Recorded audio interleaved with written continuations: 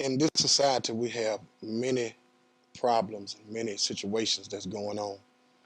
But at this present moment, I thank God have given me something to share from my heart and from a view of where we at and where we're going.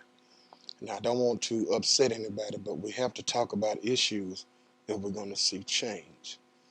One thing I discovered is that most time we see problems and we don't attack them because we are fearful. But I want to kind of share some difference between fearful, faithful, and I want to also talk about some of the things that are approaching our community that we really need to discuss and see can we try to put a handle on it, especially before the summertime.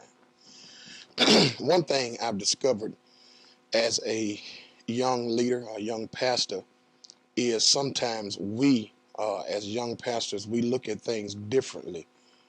We seem to sometimes find out that that there are people that really need our help, but we don't help them in the way they need to be helped. So I'm gonna try to allude to some things today that I believe is going to help all of us understand. Number one, that God is speaking to our community as well as He's speaking to the world, as well as He's speaking to the church. And one thing I think He's really trying to get our attention on, that He's soon to come back. And if we as a people don't understand that His whole concept is to pull everybody back to Him, is that we'll miss what He's really trying to get us to see. In our community, we're still having uh, mass killings. People are fighting. People are in an uproar. People are angry. People are mad. And we're trying to wonder, how do we stop this major violence in our community, or this major attack that's in our churches? Well, one thing we got to do is admit that all of us have a sickness called sin. And even in this sickness and even in this pandemic that's going on in the United States or all over the world, we got to understand one thing, that this is not the time to give place to the devil or place to the enemy. And if we're going to stop or try to somehow slow down this process of violence, it's going to take leaders. It's going to take pastors. It's going to take youth leaders coming together, not trying to see who's going to be the head top person, coming together and saying, what can we do for our communities? What can we do to pull together to stop these things that's going on in our community? So I want to kind of deal with that for just a minute. But before I get into that, I'm not going to call names, but I am going to talk about situations that I think that most of us can allude to. Number one, when we have massive killings and massive fightings and people are Facebook Live in these things, it's giving place for the enemy to kill our community, and the other people are sitting back laughing and watching as we are the number one numbers in dying in this COVID-19 era is our African American people. But what we have to do as a community, we have to encourage each other and educate each other that it's not about your book sense or how smart you are. It's about just trying to protect our community. Just the other day, I was on Facebook, and it was a large fight in our area. I'm not going to call the area because everybody probably know it, but it was fighting, and a whole lot of people, about 40, 50, maybe 60 people out there all together, when they was telling us really we shouldn't even be enclosed in that number. But we did it anyway because everybody want to see a fight. Same thing when the young man that just got killed a few days ago. Same thing. We're running after these things. We want to be seen. We want to run to mess. We want to run to fights and want to run to see this and see that. And we're not smart in our communities enough to understand that some stuff it don't take. Some stuff is not cause for. It's one thing for you to see the enemy, but it's another thing when you can't see the enemy. This COVID-19 we can't see. He's the enemy. We can't see him, but he's approachable.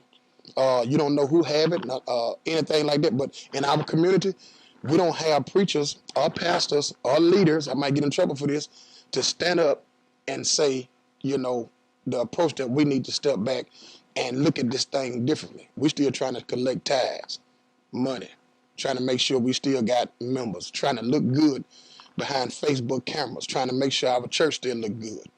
But I discovered one thing, brothers and sisters, whether you got 10,000 seats or you got 10, all of us on the same level. What we have to understand as a people, the first thing is first, is we got to get these people to look to Jesus. Not to us, but look to God. It hurts my heart, it pricks my heart that we have killings and we have these young people that's doing their thing. Well, older people are doing, some older people are doing it too. But it bothers me as a leader because of the fact I don't like to see our community dying. I don't like to see our community suffering. My approach to this today is to let you know that all of us need to turn back to God.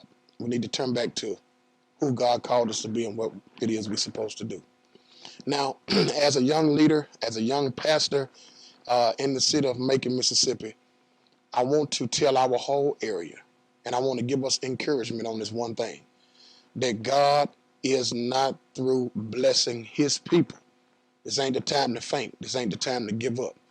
I want you to understand that God has your back. God has everything you need him to have for you and your family.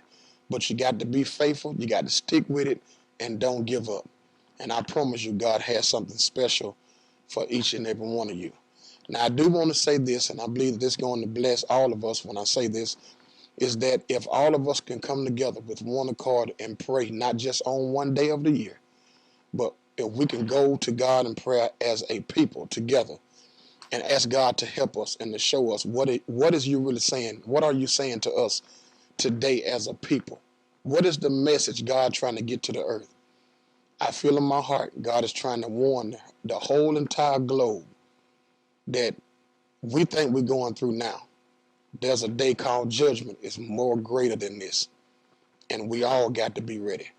Don't fear over COVID-19. Don't go crazy. Don't get to the point that you're trying to rush back to work, rush back to church. Calm down and ask God, why did you stop not the world? Why did you stop the church? Well, brothers and sisters, he didn't stop the church. He gave us a great platform that if we can make it past COVID-19, that he's going to send a mass revival to all of us. My name is Mondo Adams, pastor of Glory Revealed in Macon, Mississippi. Bless you.